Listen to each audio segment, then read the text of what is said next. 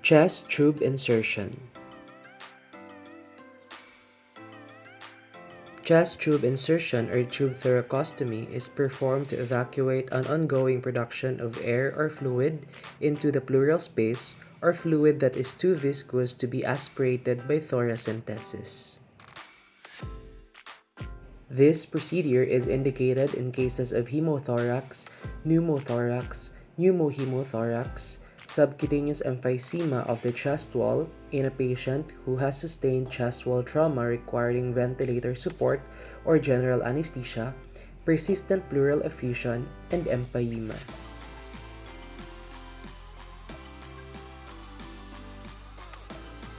In this procedure, the materials needed are as follows. Now first, place the patient in a semi-upright position with the R placed above the head if possible.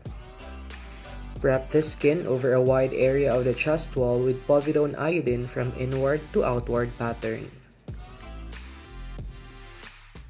Identify the fourth or fifth intercostal space anterior axillary line at the site of the injury. First, identify the sternal angle, and the structure adjacent to it is the second rib. And from this, walk down to the fourth or fifth intercostal space in an oblique line towards the anterior axillary line.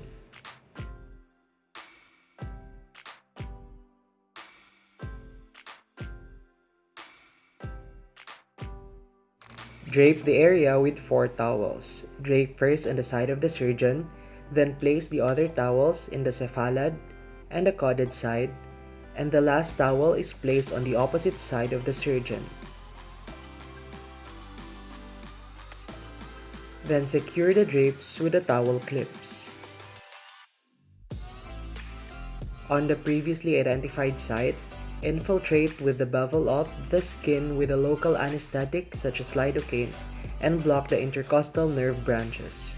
Aspirate before injecting, and do not forget to infiltrate the pleura. Make a 2.5 to 3 cm long skin incision parallel to the axis of the ribs and well into the subcutaneous tissue. The insertion site should be as close as possible to the upper border of the rib to minimize injury of the nerves and vessels. Insert a curved Mayo scissors or curved Cali clamp and cut or separate the tissues through blunt dissection so as to create a tunnel or track in the direction in which the tube is to be inserted. This track should be directed posteriorly, cephalad, and medially over the superior edge of the rib so that the tube lies posteriorly in the paravertebral gutter. Continue developing this track all the way into the pleura. Insinuate with a gloved finger from time to time to make sure that the track is going in the right direction and palpate for the adherent lung.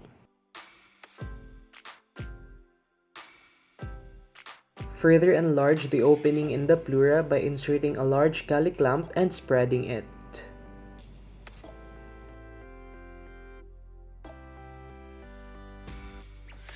Select the tube to be used and use the largest that could be accommodated. Note the location of the holes and the distance of the proximal hole to the tip of the catheter. Measure the distance that you want the tube to extend into the chest. If hemothorax is suspected, it is also advisable to clamp the very distal end of the tube to avoid making a mess. Grasp the tip or clamp distal end of the tube with a long Cali clamp so that the long axis of the clamp is almost parallel to the long axis of the tube. Insert the tube into the chest using a large Cali clamp as the guide.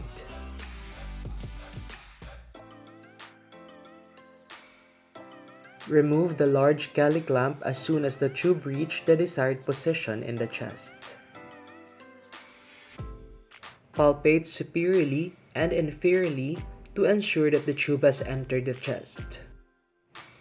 Then suture the tube to the skin by placing a horizontal mattress. Then cut the needle and put it away to avoid punctured wounds.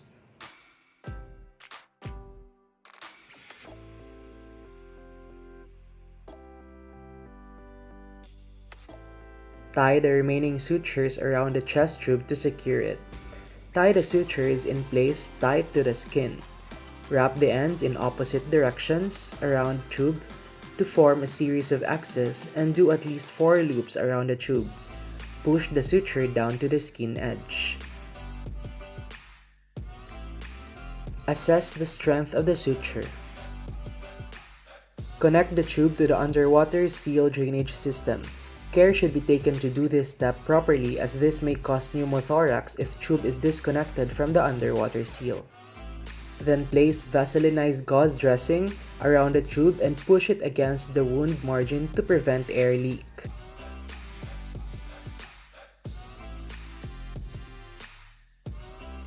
Dress the wound with several pieces of sterile gauze around the tube.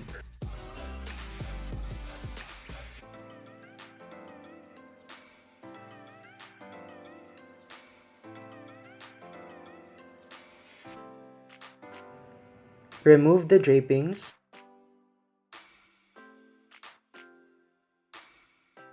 and secure the gauze dressings with a plaster.